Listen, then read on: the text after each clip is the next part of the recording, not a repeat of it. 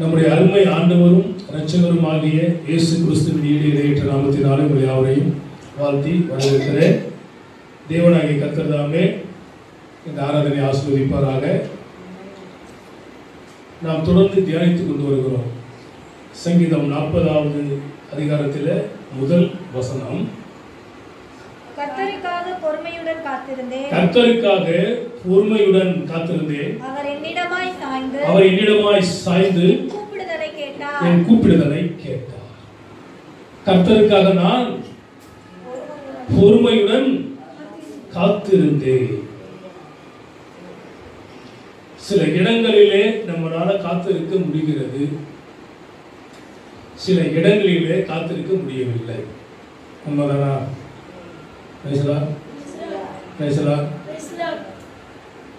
ஒரு பையன் ஒரு பொண்ணை விரும்புறான், அந்த பொண்ணுக்காக மணிக்கணக்காக காத்திருக்க முடியுது, ரேஷன் கடையில காத்திருக்க முடியுது, எங்க போனாலும் காத்திருக்க முடியுது. ஆனால் கர்த்தருக்காக காத்திருக்க முடியல. ஆனா இவர் சொல்றாரு, நான் கர்த்தருக்காக பொறுமையுடன் காத்திருந்தேன், அவர் என்னிடமாய் சாய்ந்து என் கூப்பிடுதலை கேட்டார். நிறைய பேர் கேட்காம போறாங்க, ஆனா ஆண்டவர் கேட்கிறார். ஏன் கேட்கிறாருன்னா அவர் உயிரோடு இருக்கிறார். கல்லு மண்ணு மரம் இது கேட்காது, உயிரோடு இருக்கிறவர் தான் கேட்பார். அதனால்தான் யோபு சொல்றாரு, என் மீட்பர்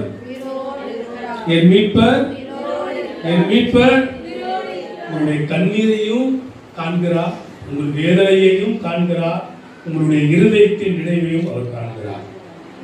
அவருடைய காந்திக்கு மறைவானது ஒன்றுமில்லை.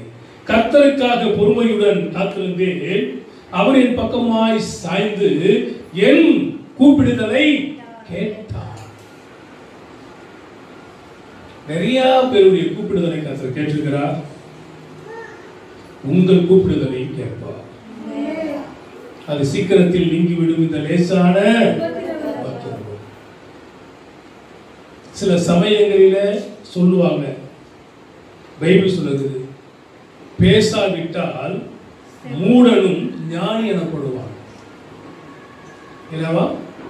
பேசவில்லை என்றால் மூடன்னா யாரு? முட்டாள். அவனை யாரா இருப்பானா?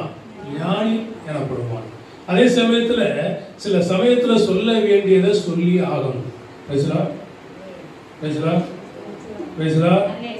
போன வாரத்துக்கு முந்தின வாரம் பாட்டு படிக்கிறதுக்கு ஒரு அம்மா பைபிள் படிச்சிச்சு. பைபிள் படிக்க கூடாதுமான்னு சொன்னேன். 2 வாரமா சர்ச்சைக்கு வரல. பைபிள்ல இருக்குது, தீர்க்க தரிசனம். பைபிள் படிக்கணும்னா பைபிள் படிக்கணும். ஜெபமா ஜெபம். ஜெபம் பண்ணும்போது என்ன பண்ணக்கூடாது? இப்போ ஸ்கூல்ல அசம்பிளி இருக்கு. அசம்பிளியில தமிழ் தாயை வாழ்த்து பாடணும். பாடும் பொழுது ஒரு திருக்குறள் புக்கை வச்சு படிச்சுட்டு இருந்தா என்ன ஆகும்? எச்சம் விட்டுருவாரா? அத்தனை பேருக்கு முன்னால் என்ன பண்ணுவார்? முடி போட வைப்பார். அது போல சபை என்றால் கும்பல் என்பது அப்புறம், ஒழுங்கு என்பது அவசியம். அதனால் நீங்கள் என்ன பண்ணுங்க? ஜெபம் பண்ணுங்க. பைபிள் படிக்கிறோமா? பைபிள் படிங்க.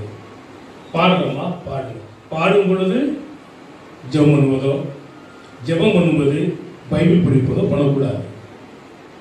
புத்தியில்லாத கலாத்தியரே அப்படின்னு பைபிள் சொல்லுது.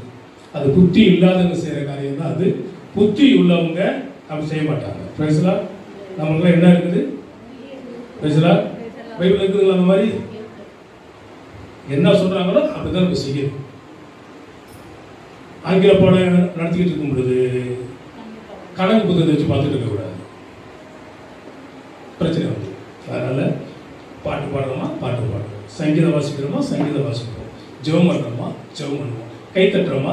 கை தட்டுவோம். ஸ்தோத்திரம் பண்ணுறோமா? ஸ்தோத்திரம் பண்ணுவோம். வீட்டுக்கு வரமா? போயிடுவோம். பேசலாம். இதுதான். இதை வச்சு மாறா பண்ணக்கூடாது. கர்த்தர் ஆசீர்வதிப்பாராக.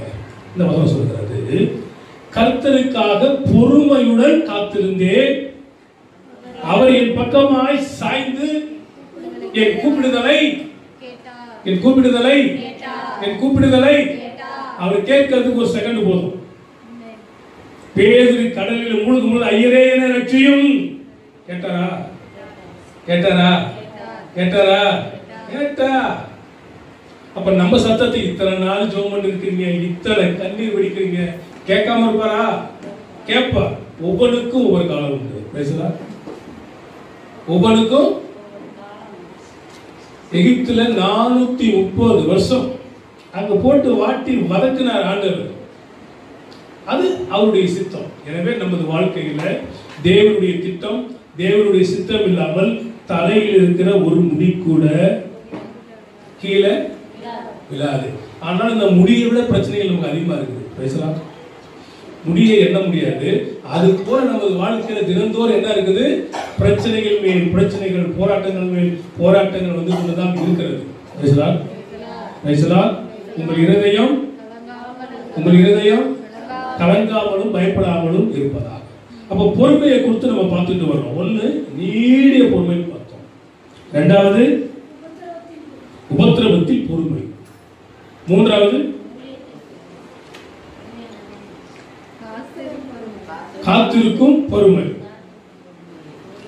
4 ஊழியத்தில் பொறுமை.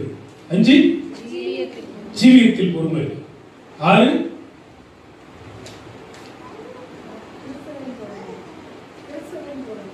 கிறிஸ்துவின் பொறுமை, இயேசுவின் பொறுமை. அதை தொடர்ந்து இன்றைய தினத்தில் சில காரியங்களை பார்க்கலாம்.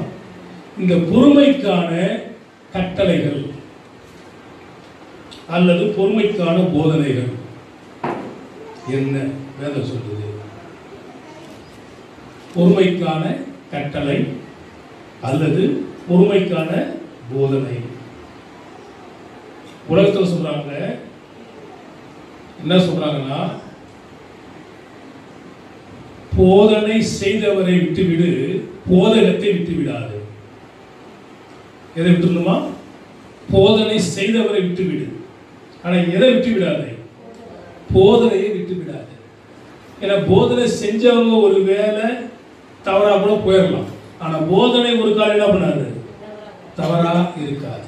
எனவே போதனைக்கான பொறுமை, பொறுமைக்கான போதனை அல்லது பொறுமைக்கான கட்டளை.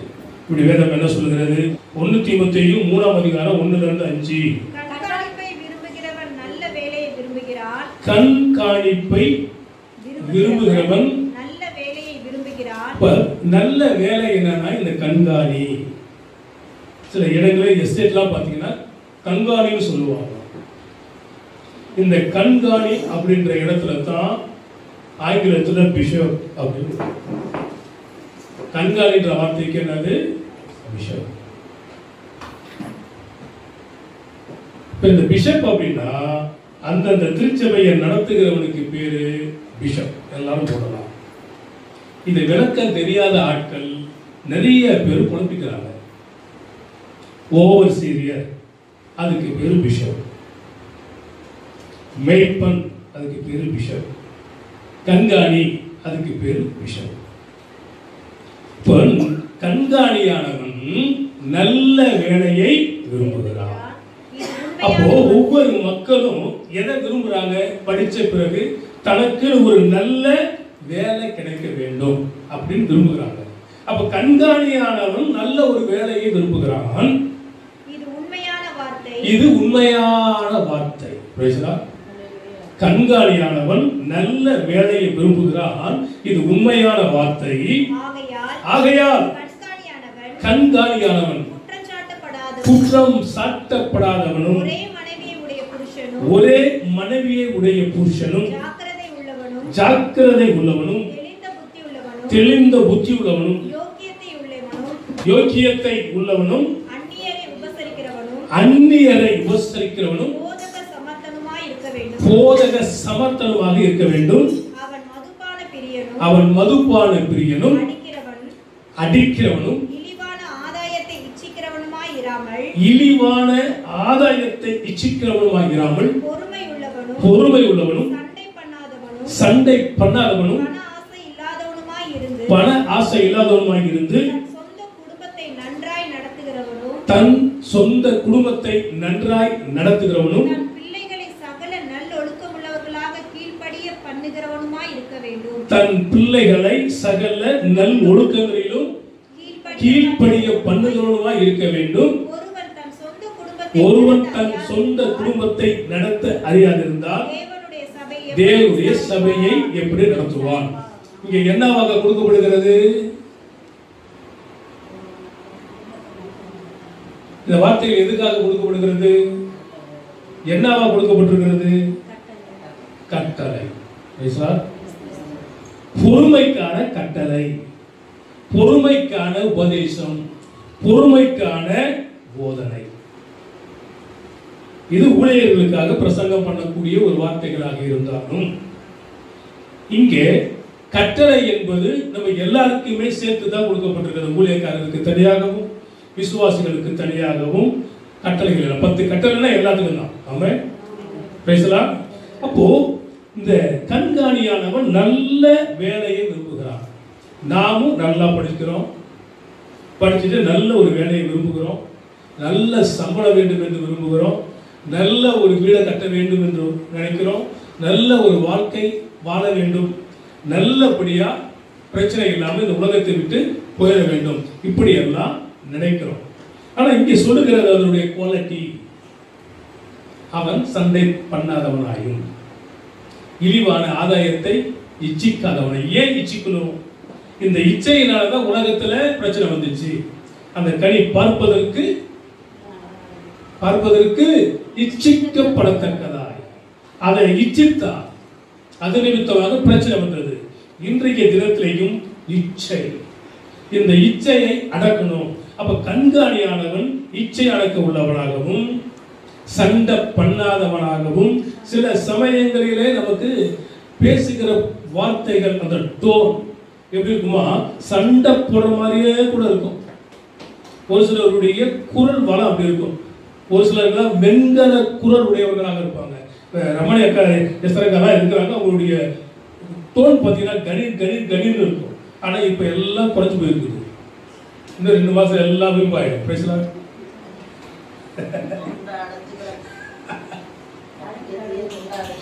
நல்லா வந்துடும். பேசலாம். அங்க புதுக்கோட்டையில ஒரு பாஸ்டர் இருக்கிறார், இறந்து போயிட்டார். அவருக்கு பேரு வெண்கல தொண்டை. அவர் பேரு வெண்கல தொண்டை. அவ்வளோ படிச்சு படிச்சு படிச்சு. இப்போ வாழ்க்கையில இந்த வசனத்தை நீங்கள் படிச்சு பாருங்களேன். இந்த வார்த்தை வசனம் எப்படி இருக்குது?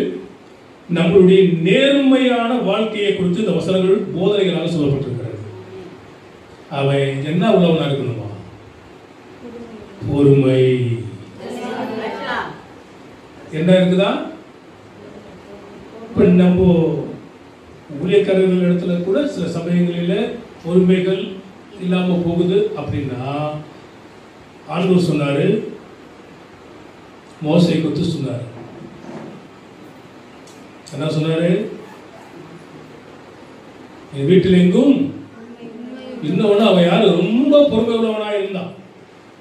உண்மைதானே?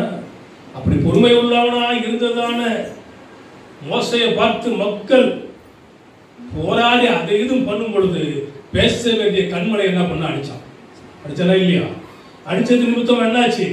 கானானுக்குள்ளே அவன் போகல. அவன் வாழ்க்கையிலேயே மோசை என்ன பண்ணிட்டான்? பாதிக்கப்பட்டான். இதுக்கு யார் காரணம்?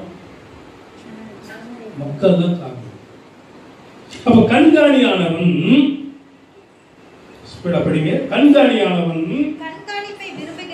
கண்காணிப்பை விரும்புகிறவன் நல்ல வேலையை விரும்புகிறான். ஆமென். எல்லாம் சொல்லுங்க.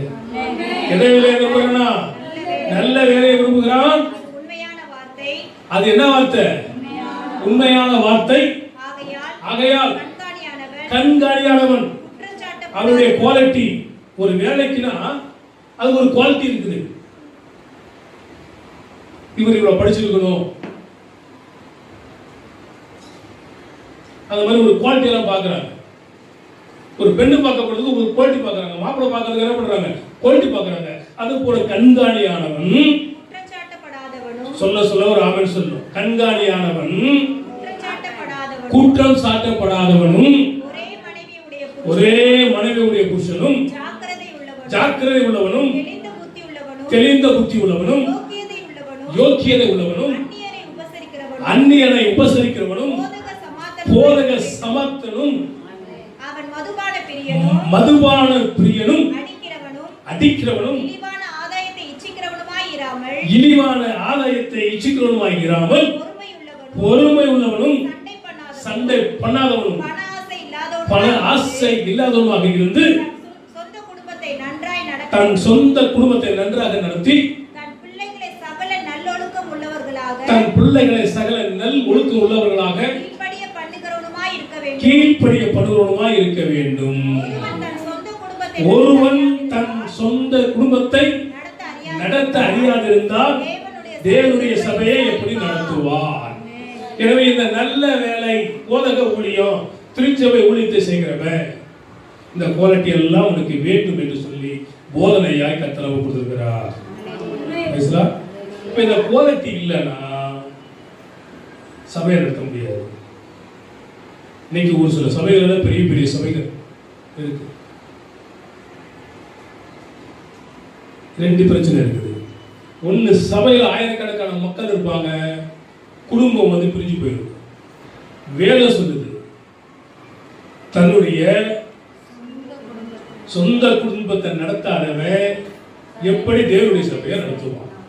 என்னுடைய நண்பர் ஒருத்தர் இருக்கிறார், நல்ல டேலண்ட் உள்ளதான பர்சன், நல்லா பாடுவார், நல்லா ஆராதனை பண்ணுவார், நல்ல மெசேஜ் கொடுப்பார். எங்க போனாலும் நூற்றுக்கணக்கான மக்கள் அவருடைய சபைக்கு வருவாங்க. போன வாரம் பேசிக்கிட்டு இருந்தேன். அப்ப சொன்னேன், சபையை கட்டிட்டு வீட்டை விட்டுட்டேன். அதையா பாயிண்ட் குடும்பம் இல்லை. அப்போ ஒரு சில இடங்களிலே சபைகள் கட்டப்படுகிறது, குடும்ப வாழ்க்கை சரியில்லை. ஒரு சில இடங்களிலே குடும்பங்கள் நல்ல முறையில் அமையுது, எதை கட்ட முடியல? சபையை கட்ட முடியல. ஆனால் சபையும் கட்டப்படணும், குடும்பமும் கட்டப்படணும். அதுக்கு நம்ம என்ன பண்ணணும்? ஒற்றுமையோடு ஜெபம் பண்ணணும். 2 பேர் 4 பேர் வரும் பொழுது பிரைசலா ஸ்தோத்திரமும் சொல்ல கூட வெட்கப்படும். அந்த நிலைமைகள் மாறணும். ஒருத்தருக்கு ஒருத்தர் கை கொடுங்க, கொரோனா ஒட்டிக்காது. பிரைசலா பிரைசலா பிரைசலா. இல்லை கொரோனா பயம் தான் முன்னால பார்க்காதே கேட்காதே பேசாதேன்னு குரல் போட்டு இருந்துச்சு. அது போல கொஞ்ச நாள் என்ன போட்டு சுத்திட்டு இருந்தோம், மாஸ்க் இருந்தாலும் அப்படியே வந்தாலும் வாதை கூடாரத்தை அழுகாது, பொல்லாப்பு உனக்கு நேரிடாது. அந்த வசனத்தை விசுவாசிப்போம். கண்காணியானவன் இப்படி இருக்க வேண்டும்.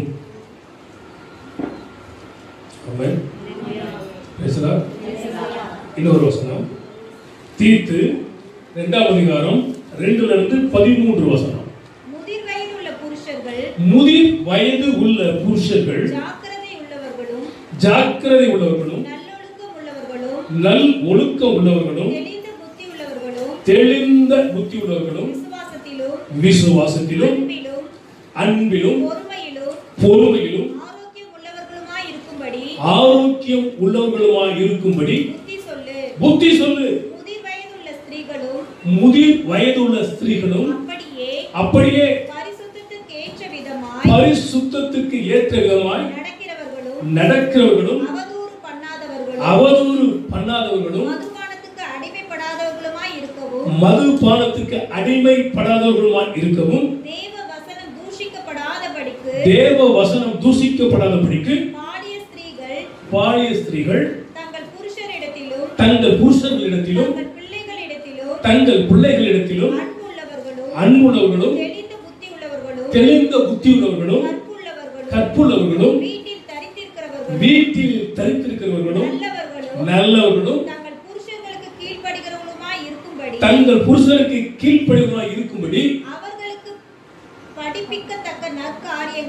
அவர்களுக்கு படிப்பிக்கத்தக்க நற்காரியங்களை போதிக்கிறவர்களாக இருக்கவும் முதிர் வயதுள்ள ஸ்திரீகளுக்கு புத்தி சொல்லு. அப்படியே பாலிய புருஷரும் தெளிந்த புத்தியுள்ளவராய் இருக்கவும் நீ புத்தி சொல்லி நீயே எல்லாவற்றிலும் உன்னை நற்கிரியைகளுக்கு மாதிரியாக காண்பி. எதிரியானவன் உங்களை குறித்து பொல்லாங்கு சொல்லுகிறதுக்கு ஒன்றும் இல்லாமல் வெட்கப்படத்தக்கதாக உபதேசத்தில் விகற்பம் இல்லாதவனும் நல் ஒழுக்கம் உள்ளவனும் குற்றம் கண்டுபிடிக்கப்படாத ஆரோக்கியமான வசனத்தை பேசுகிறவனுமாய் இருப்பாயாக. வேலைக்காரன் நம்முடைய இரட்சகராகிய தேவனின் உபதேசத்தை எல்லாவற்றிலேயும் அலங்கரிக்கத்தக்கதாக தங்கள் எஜமான்களுக்கு கீழ்ப்படிந்திருந்து எதிர்த்து பேசாமல் எல்லாவற்றிலும் பிரியம் உண்டாக நடந்து கொள்ளவும் திருடாமல் இருந்து சகல விதத்திலும் நல் உண்மையை காண்பிக்கவும் புத்தி சொல்லு. ஏனெனில் எல்லா மனுஷருக்கும் ரட்சிப்பை அளிக்கத்தக்க தேவ கிருபையானது பிரசன்னமாகி நம் அவபக்தியையும் லௌகீக இச்சைகளையும் வெறுத்து தெளிந்த புத்தியும் நீதியும் தேவபக்தியும் உள்ளவர்களாய் உலகத்தில் ஜீவனம் பண்ணி நாம் நம்மில் இருக்கிற ஆனந்த பாக்கியத்துக்கும் மகாதேவனும் நமது இரட்சகருமாகிய இயேசு கிறிஸ்துவினுடைய மகிமையின் பிரசன்னமாகுதலுக்கும் எதிர்பார்த்து கொண்டிருக்கிறபடி நமக்கு போதிக்கிறது. என்ன பண்ணுதா? பொறுமையை குறித்து போதிக்கிறது.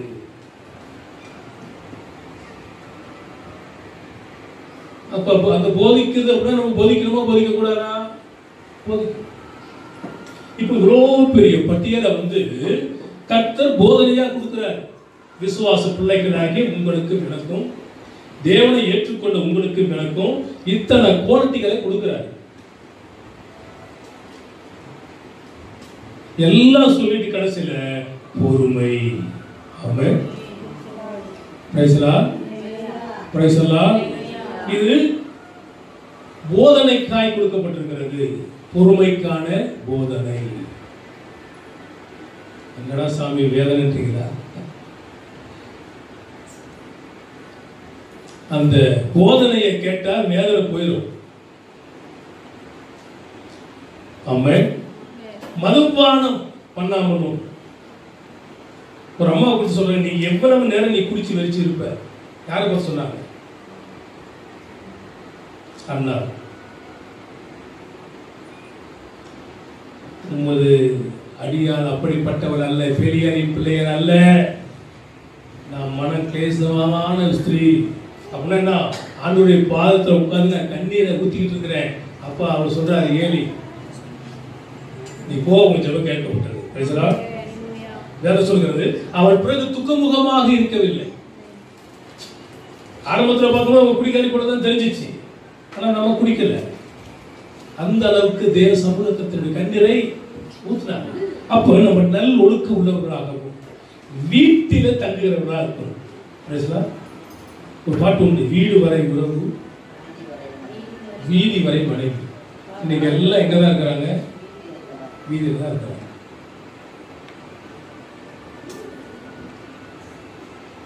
இந்த நைட்டி ஒன்று கண்டுபிடிச்சிருக்கான் உலகத்தில். எங்க போனாலும் இந்த நைட்டி தான்.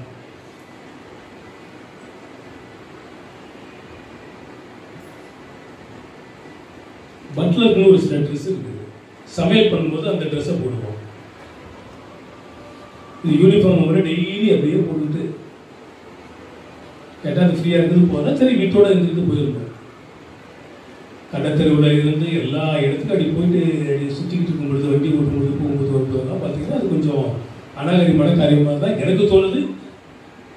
பைபிள் என்ன சொன்னதுன்னா தகுதியான வஸ்திரத்தை உடுத்திட்டு போகணும். பேசலாம் இருக்குதா? என்ன வஸ்திரம்?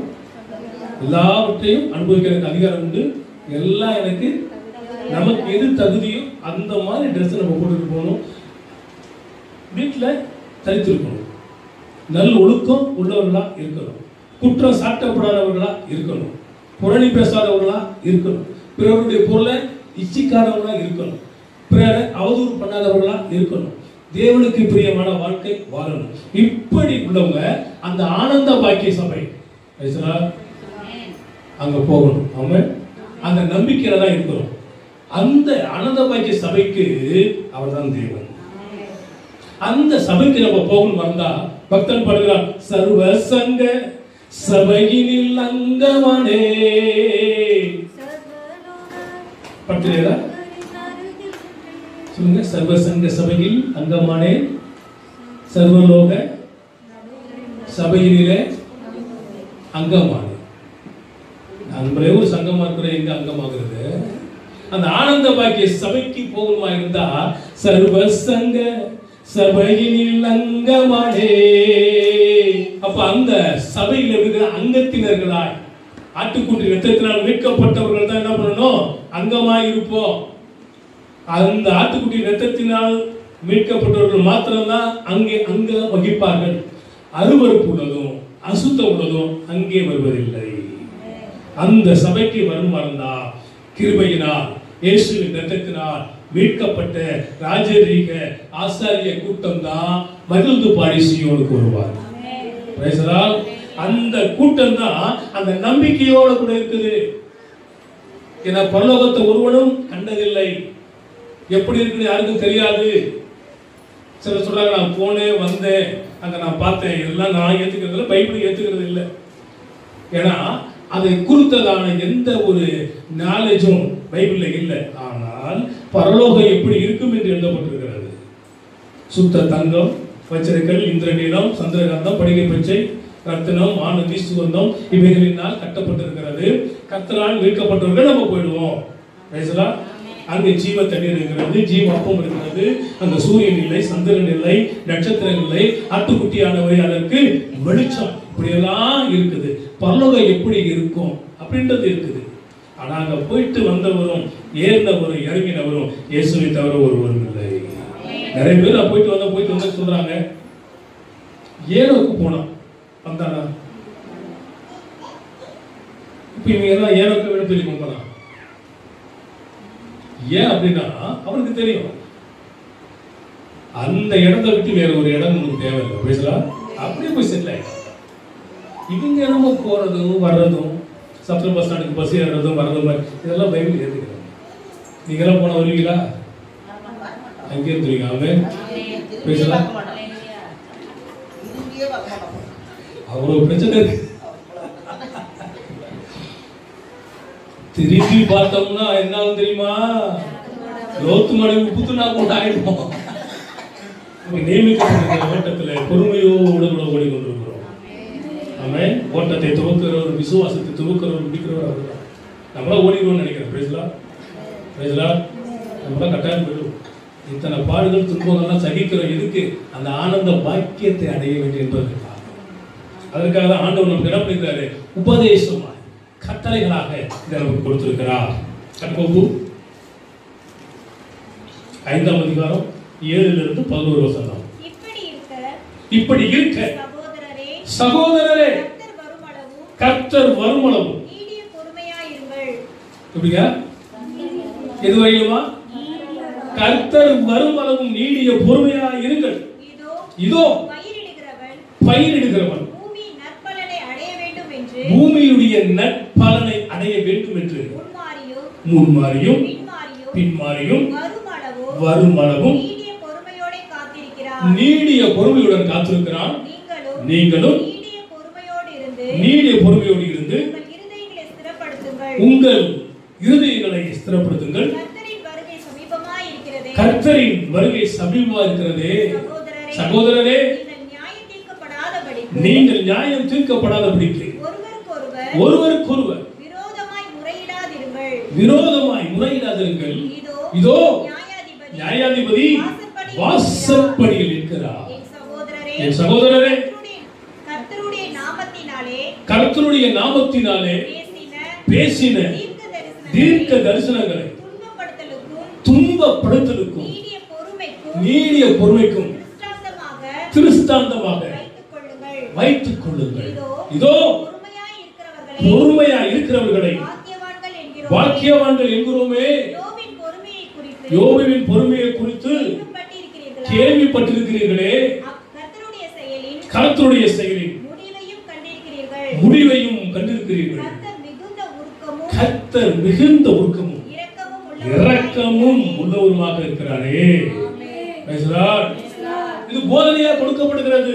யோபு என்ற மனிதன் இப்படி எல்லாம் துன்பப்பட்டான், துயரப்பட்டான், பிரச்சனைகள், போராட்டங்கள், நிந்தைகள், அவமானங்களை எல்லாம் சந்தித்தான். தனக்கு இருந்ததான எல்லா ஆஸ்திகளையும் இறந்து போனான். பிள்ளைகள் எல்லாம் மாண்டு போனார்கள். ஒன்றுமில்லை. உடல் எல்லாம் கொப்பளங்கள் வந்தது, எரி கொப்பளங்களாக இருந்தது. அதனுடைய அரிப்பு தாங்க முடியவில்லை. ஒரு ஓடை எடுத்துக்கொண்டு சுரண்டி கொண்டு ஸ்தோத்திரம், அல்லேலூயா, ஸ்தோத்திரம், இயேசுவே வாரும் என்றென்றும் உம்மில் வாழ அப்படி சொல்லிட்டே இருக்கான். இப்படி ஸ்தோத்திரம் பண்ணிட்டே இருக்கான். இப்படி எல்லாம் பார்க்கும் பொழுது அந்த யோபுவின் பொறுமையை குறித்து கேள்விப்பட்டிருக்கிறீர்களே, அவருடைய முடிவையும் அறிந்திருக்கிறீர்களே. அவருடைய முடிவு என்ன? எல்லாவற்றையும் இரட்டிப்பாய் பெற்றான். துன்பங்கள் வரும், துயரங்கள் வரும், பிரச்சனைகள் வரும், போராட்டங்கள் வரும். இவைகளை நினைத்து கிறிஸ்துவை விட்டு விட்டு போய்விடக் கூடாது. பேதுரு மடித்தான், பேதுரு மறுதளித்தான். அவனோடு இருந்தவன் தான், நான் இல்லை, அவன் யார் என்று எனக்கு தெரியாது, சபிக்கவும் சத்தியம் பண்ணவும் தொடங்கினான். நாம் மறுதளிக்க கூடாது. கிறிஸ்துவுக்கு ஜீவன், சாவியனுக்கு ஆதாயம். அந்த வைராக்கியம் நமக்கு வேண்டும். இந்த வார்த்தைகளை நீங்க கேட்டு அன்பு சகோதரரே, சீக்கிரம் அவர் வர போறார். ஒருவர் ஒரு அன்பா இருங்க, ஒருவர் ஒரு நேசமா இருங்க. யோபுவை குறித்து கேள்விப்பட்டிருக்கிறீங்க, அவருடைய முடிவை குறித்து கேள்விப்பட்டிருக்கிறீங்க. இரட்டிப்பான ஆசீர்வாதங்களை தேவன் தந்தார். தேவரீர் சகலத்தையும் செய்ய வல்லவர், நீ செய்ய நினைத்ததை ஒன்றும் தடைப்படாத. அவர் தடைகளை உடைக்கிறதான தேவன். உங்களுக்கு விரோதமாக எனக்கு விரோதமாக இருக்கிற எல்லா தடைகளை கர்த்தர் உடைப்பார். பெரிய பர்வதமே, எம்மாபத்திரம், சிறுபாபேல் எல்லாம் தரமட்டமாவார். பணத்தினாலும் அல்ல, பராக்கிரமத்தினாலும் அல்ல, என்னுடைய ஆவினாலே எல்லாம் இந்த போதனைகளாக கொடுக்கப்பட்டிருக்கிறது. யோபுடைய வாழ்க்கை போதனைகளாக கொடுக்கப்பட்டிருக்கிறது. சிலர் சொல்லுவாங்க, யோபுக்கு வந்தது போல எனக்கு பிரச்சனை. இந்த உலகத்துல யோபுக்கு வந்தது போல யாருக்கு வராது. அவனவன் சுய இச்சையினால் புந்து சோதிக்கப்படுகிறான். தேவன் பொருளாதார சோதிக்கிறவர் அல்ல. அவருக்கு வேற வேலை இல்லையா?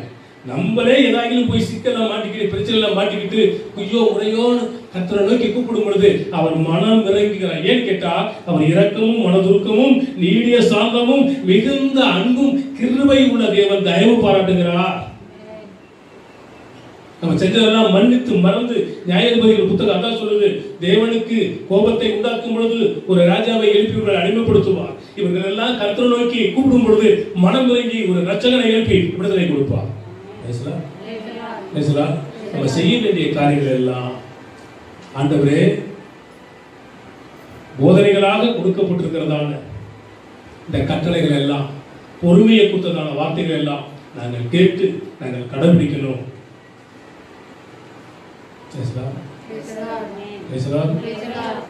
2 பேதுரு 1ஆம் அதிகாரம் 5-7 வசனங்கள். இப்படி இருக்க சொல்லுங்க, இப்படி இருக்க நீங்க அதிக ஜாக்கிரதை உள்ளவர்களாய் உங்கள் விசுவாசத்தோட பாருங்களேன், உங்கள் விசுவாசத்தோட தைரியத்தையும் ஞானத்தையும் ஞானத்தோடு இச்சை அடக்கத்தையும் இச்சை அடக்கத்தோடு கூட பொறுமையையும் பொறுமையோடு தேவ பக்தியையும் தேவ பக்தியோடு சகோதர சிநேகத்தையும் சகோதர சிநேகத்தோடு அன்பையும் கூட்டி வழங்குங்கள். எதுக்காக கொடுக்கப்பட்டிருக்கிறது? போதனையாக, கட்டளையாக கொடுக்கப்பட்டது. பொறுமைக்கான போதனை,